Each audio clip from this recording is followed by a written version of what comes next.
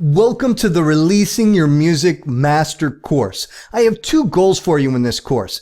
The first one is to demystify completely the release rollout process so that you can release your full length, your EP, or even your singles to generate the most momentum possible for your music career.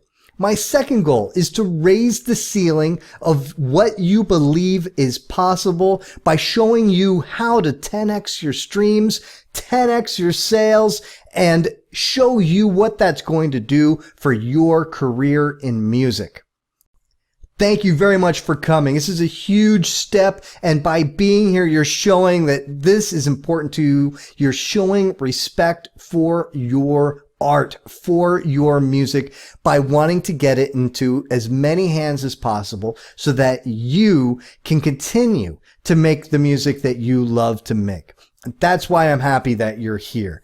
So my name is Paul Phelps. I am the co-founder of Outer Loop Coaching. I have a long history of working in music production, music management, a number of other places, but much more important is my co-founder. His name is Mike Mallory. Let me introduce you to him right here by showing you some pictures. Here's Mike and I together in Dublin, Ireland on vacation with our families a couple of years ago. And here is Mike with a cavalcade of great musicians, huge musicians that he's worked with to generate for them just awesome successes. And Steve Aoki he hasn't worked with, but Mike and Steve were roommates in college, and you can see Mike in the documentary about Steve Aoki that is, I believe, still on Netflix. So yeah, Mike has worked with a who's who in the industry. And one of the things that attracted me to working with Mike is that Mike is an absolute expert at taking artists at the very beginnings of their career and taking them to sold out theaters around the world. He's done it over and over and over again. And I believe that Mike knows how to do it better than just about anyone. And that's why I love working with Mike. It's why I wanted to work with Mike and why I've tried to so hard to pull as much of the information out of his brain as I possibly can to teach what it is that he does and create systems out of what he does so that I can bring them to you. And that's part of why we're here today. So, here's a great example of Mike and his team and what they have been able to do. What I find really amazing about these stories that I'm about to share with you is these bands are not household names. These are bands that have been able to develop niche audiences that are able to sustain their careers because of the passion that the audience has for these bands. And they're not necessarily household names, may never be household names, but what it is that they're doing is that they're living the dream. They're living with the ability to create their music each and every day for people who want to hear it. And that's the dream that every musician should have. I imagine that's yours as well. Here's a great example. Skyward Story, recent album called Reborn, were able to hit the Billboard charts, and they were able to do so not only because they've done a lot of hard work in developing the audience that they have, but Mike and his team knew exactly how to generate the momentum at just the right time so that they could have the success on the Billboard charts. Awake at Last is another great example of a band that Mike has found practically from the garage. They are now in the midst of just an amazing a rally in their career that's well deserved. Recently, number one at Sirius XM with one of their singles, a song called "The Change." It's an amazing song. Look at what they're doing on YouTube, and what's great is if you can look at stuff that they had posted on YouTube 2-3 years ago, getting hundreds of views, maybe a few thousand views. Now you see they're getting those kinds of numbers on comments, not on views. It's really phenomenal to watch. It's been great to watch firsthand. Lorna Shore, another great example of a band with a very niche audience, a very, very different kind of sound of what they're doing. They're never going to be household names by any stretch, but they're living the dream by having great success and getting industry attention because they are able to get these kinds of numbers on Billboard.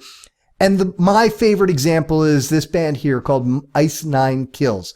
If you've heard of Ice Nine Kills, you may have just heard of them recently because they are absolutely exploding due to the success that they've had in the wake of the release, a very well orchestrated release for an album called The Silver Scream. Came out in October of 2018.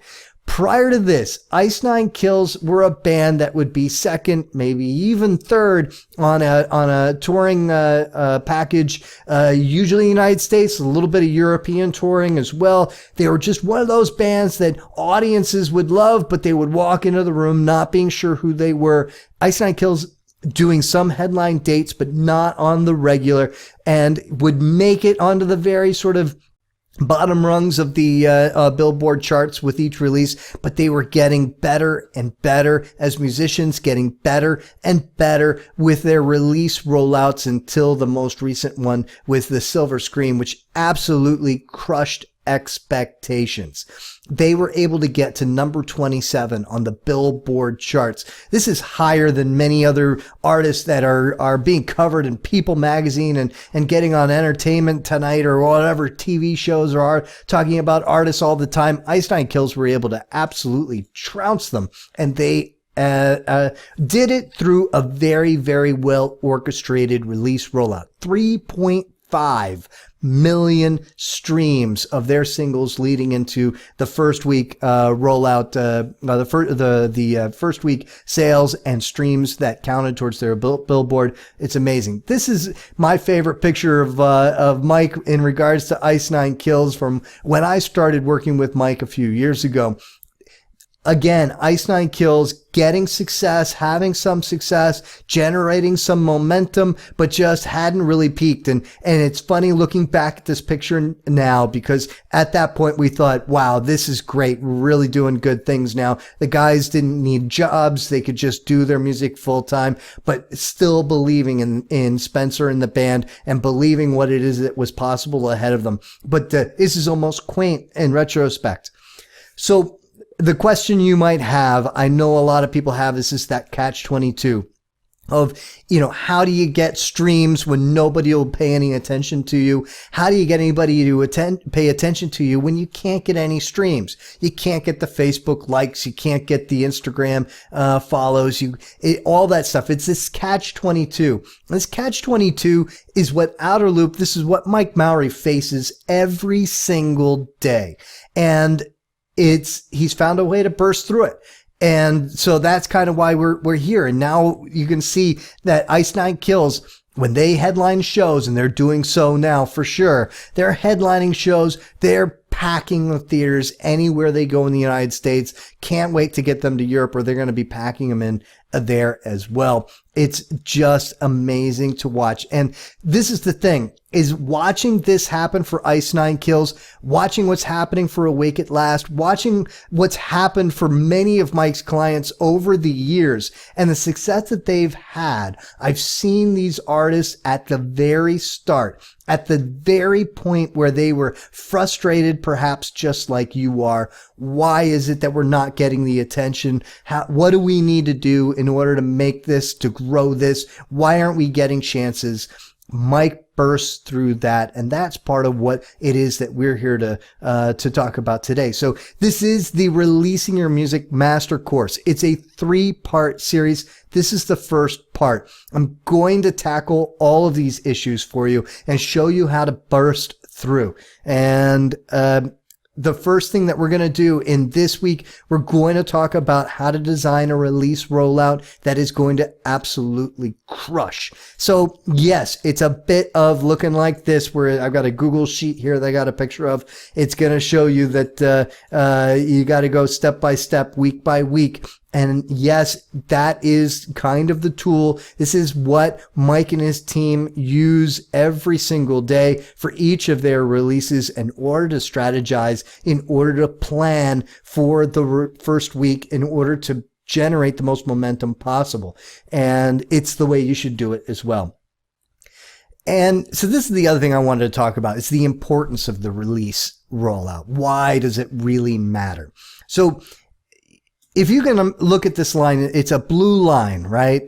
Blue line is supposed to represent new fans coming into your world every single day. If we look from left to right at the bottom, it's each day as it goes by, right? And it's never a straight line. You will never be getting 3 new fans a day, 3 new fans a day, 3 new fans tomorrow, 3 new fans a day after that, 10 fans on the weekend, and then keep on going. It's not like that. I know it seems like it should be, but it's not. The way it works is that you have peaks and valleys, or a distribution curve is really what this is as far as math speak is concerned, where you're going to generate a whole lot of new fans in one big burst. And then your goal is to sustain as long as you possibly can, to bring in new fans, more fans for as long as you possibly can,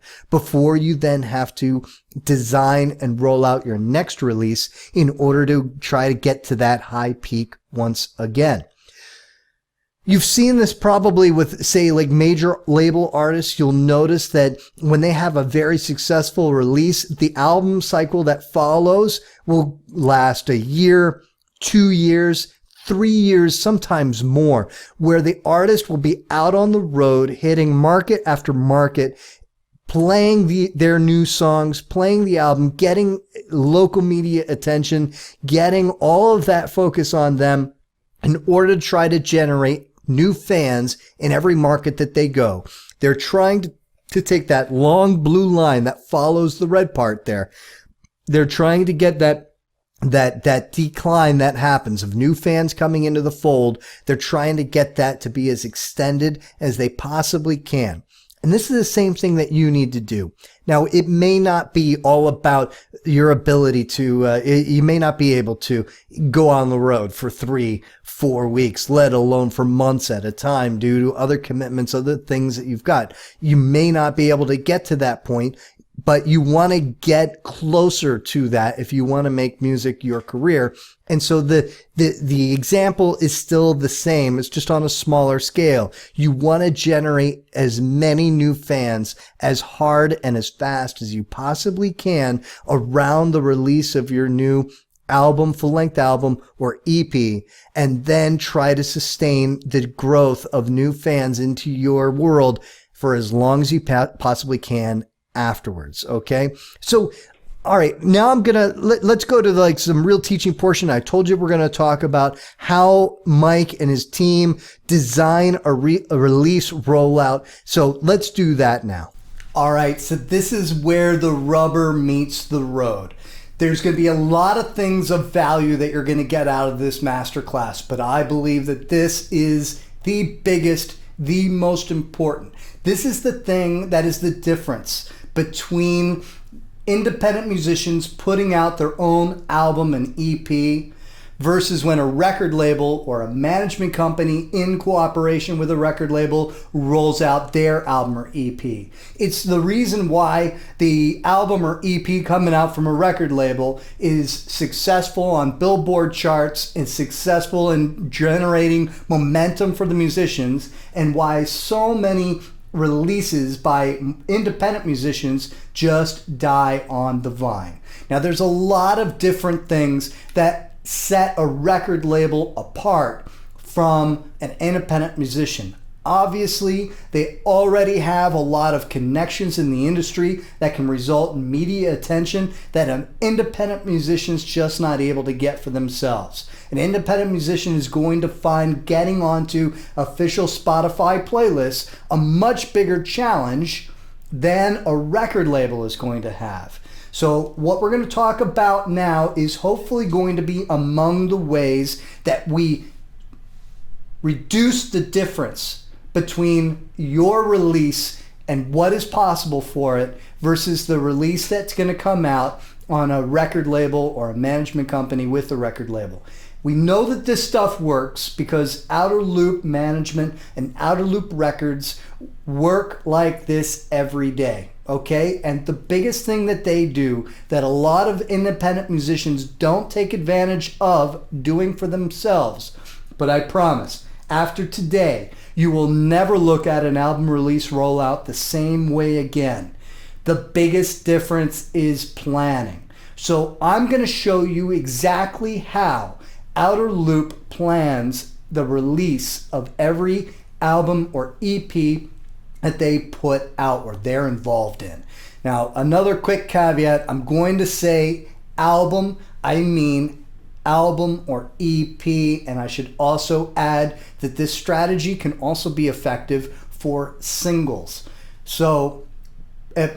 But singles are going to be a big part of what we're talking about now in support of an album release. So let me show you how it's done. So there's a few different elements, right? The first one is the album or EP itself. Okay? The next one is the singles that support that album or EP release, right? Third, live performance.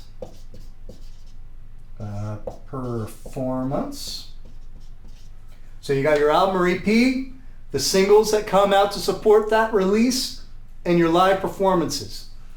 Next are graphics. Quick explanation on graphics. Graphics are anything that you hand to a graphic designer. It can be a photographic image, but it includes the type that goes on top of the image or other things that are done in order to make the image more effective for what you're doing. If you're just taking a picture and putting it up on Instagram, that doesn't count as a graphic. When it counts as a graphic, it is an image that has a purpose, a message, something about it that needed to be planned ahead of time with a graphic designer. And the last thing is teaser video.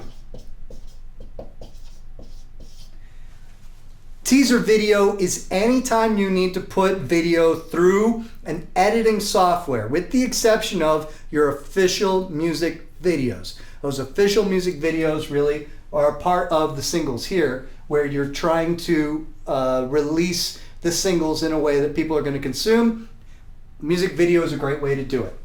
So we've got the album or EP itself here, singles, live performance, graphics, and teaser video. If you look, it almost looks a little bit like sheet music or guitar tablature, right? I guess it's a little a little bit on purpose. Imagine what you can do when you go to perform a song and somebody says to you, would you please perform this song, and you're barely familiar with it. When you try to play it, it doesn't sound right because you're not familiar with where the notes are and when they need to be played.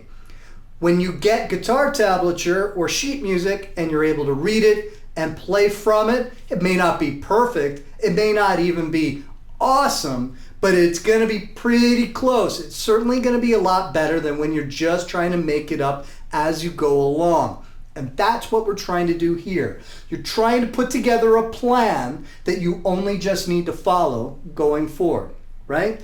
So let me start at the end. Week 0. Week 0 is when your album is released. Okay? When your album is released, it's the day that you're able to put it up for sale. Now remember, it's not just your streaming numbers that count. And in fact, when you're trying to get on Billboard charts, when you're trying to get the kind of activity that is going to be something that you can represent to the industry and represent to media to show them what kind of an impact you and your fans are making on the world and making in music, it's sales that are going to be so much more important than streams. but it all factors in. It's all part of the same thing. Other things you need to think about for your album or EP, it certainly isn't everything. I'm just going to go through a few things just so that way you are familiar with them, and we'll go into more detail another time. We got a limited amount of time today. Let's talk about when you're going to submit to DSP, your digital service providers, right? Your DSPs, when you submit to them, when you're submitting to your streaming sites, if you're doing it directly yourself, there's a short amount of time that needs to happen. You need to plan for when those submissions happen. You also are going to need to manufacture CDs or LPs or whatever, however your physical medium for how you are selling your album, if you decide to do so. You need to plan for that, and you need to make sure that you're giving yourself enough time before your album release date to have that stuff ready. LP lead times can be much longer than even manufacturing of CDs. And you also, and I should add just as an aside, make sure you got your merchandise as far as t-shirts and that sort of thing is concerned as well. Now, album, EP, and then one other thing you might want to be thinking about, you will need to submit for ISRC and UPC codes. So, and that can be a much bigger lead time. You need that before you go to manufacture your album, because you're going to need that UPC, that barcode on the back of the physical product. And yeah, you need all this stuff in that order, and you need to know when you're doing it. So that's all the non-fun stuff. The fun stuff are your singles, right? Now, your singles need to support your album release. For an EP, you might release 2, maybe 3 singles before the EP is available. With an album, you're going to go with 3, maybe 4 singles before the album is released. So you want to make sure that you've planned for when your single releases are happening. You need to release it. So let's see, single release here. I should say week 1, week 2, week 3, and so forth, going back into time, right? Your single release, and then you need to submit single. So your single release might be, for example, when you put it up on YouTube, you make it available that way, but it isn't the only other way. You might also want to make sure that you've got a digital partner, a blog, an online magazine, that sort of thing, who will also put that YouTube video out there for you. So you want to give it time to submit it to them, so that way they can put it up on your release date.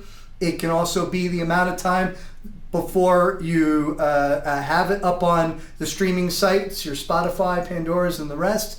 You need to give time to submit it to them, so that way it is up and available on time as well. And like I said, multiple times, right? So, you know, you might have a single release here,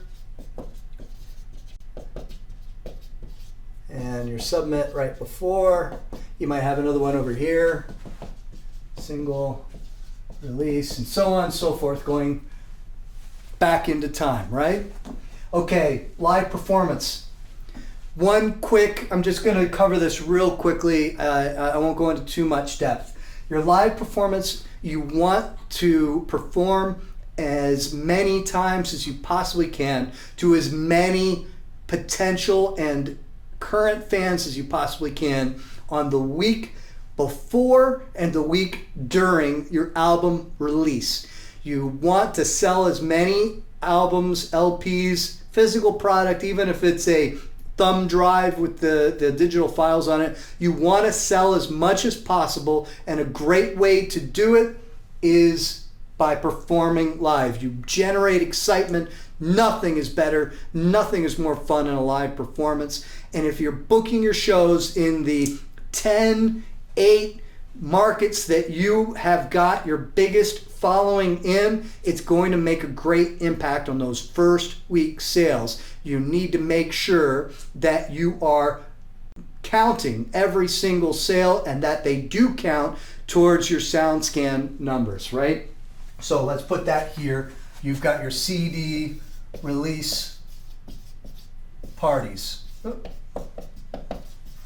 call that actually CD release parties. It's album release parties, right? Whatever format it comes in. And way back here is when you are booking those gigs with promoters or renting rooms or however else you're doing it, right? But it's way back in time. You want to make sure that you've got enough time between here and there. Your graphics. Now, once again, graphics are anything that you hand to a graphic designer. You don't want to be making your graphics during your album rollout. You want to make your graphics, at least as many as possible, all in one fell swoop before you even start. And if you've got a list of all the graphics that you're going to need and you already know when you're going to make them public, then you are going to have a really successful rollout because you will not be focused on creating new assets. You will be focused on taking those assets and getting them in front of as many potential fans as possible. But your graphics need to support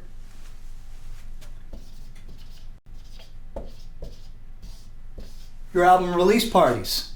Your graphics need to support your singles. Your graphics need to support, let's see here, your album release. You're going to need a ton of graphics on the week your album is released, okay? Teaser videos, same thing. Teaser videos, you want to have them created before your album rollout even begins. If you planned it well, you won't be sitting in front of your computer editing videos when you should be sitting in front of your computer, sending out emails, sending out, being active on social media, answering questions, getting the word out about your album release. That's what you want to be focused on. So, same thing. You want to make sure that all of these teaser videos are supporting your album release, are supporting your singles, are supporting your live shows, right? You want to do two things with your graphics and your teaser videos. You not only want to support them during the week that they're out, but you want to build anticipation by having those graphics and teasers coming out right before you want people to stream, purchase, all those different things. And I should add, with your graphics and your teaser videos, some of them are going to have the job of trying to drive traffic to the streaming sites. Some of them are going to have the job of trying to drive people to your social media. Some of them are going to have the job of just trying to sell people on pre-ordering your product. So you want to make sure that you have a strategy in mind before you even begin as to how many graphics and how many teaser videos you need for each step of the way and for each role that each of these things are going to play. No two teaser videos are made the same. That's a lie. Sometimes they look exactly alike with just a subtle difference. But they all have a job. This is what Outer Loop is doing every single day before they release an album or EP. This is what every record label is doing. They're planning everything months ahead of time. Too often independent musicians are just, they've got their physical product in hand and then boom, we're doing our release party and then it stops. And there's no momentum that comes from it. There's nothing that comes out of their career to follow. They're stuck in place, and some of those albums, some of those EPs just deserved so much more respect. Respect every album or EP that you have because you may not have many. If you believe in your music, invest in a plan on releasing that album or EP the right way. So this is the first and biggest step, the biggest differentiator between an independent musician releasing an album themselves versus doing it with a record label. Now, if you can do this for yourself as an independent musician, you're going to be miles and miles away from everybody else in your scene who's doing it, and you're going to be that much closer to knowing how to do it the right way, just like a record label. And I'll tell you one last secret about these release rollouts. Every time you do one, you will learn something new about yourself, about your fans, and about your music and the way it gets people excited. You will learn something new, and the next time you do it, it's going to be that much better. So the sooner you start rolling out your album and EP releases with a plan like this, the better it will be for your future releases. And the gains are exponential, which means when you gain 100 fans this time, next time it'll be 1,000. The next time it'll be 10,000. After that, it'll be 100,000, because you'll be doing it the right way. So this is it. So let's talk some more, and I'll meet you back at the computer. So you might recall earlier we were talking about all of these releases, Skyward Story, Lorna Shore, Ice Nine Kills, as just some really recent examples. These are 2018 examples, I think, all 2018 examples of release rollouts that were just really effective and were able to get to, in case of Ice Nine Kills, the top 30 of the Billboard charts. And this is them using the very strategy that we just talked about. The release rollout, the planning of it, is what was key to getting these kinds of successes. This is the results. And these are the kind of results you can have if you're able to apply it very, very effectively yourself. So, I hate doing this, but I think it's pretty necessary. People always want to know, well, you say, that you know this stuff, but do you actually? So I wanted to share some, emails that we've gotten recently over at Outer Loop. Here's this one, from Noah.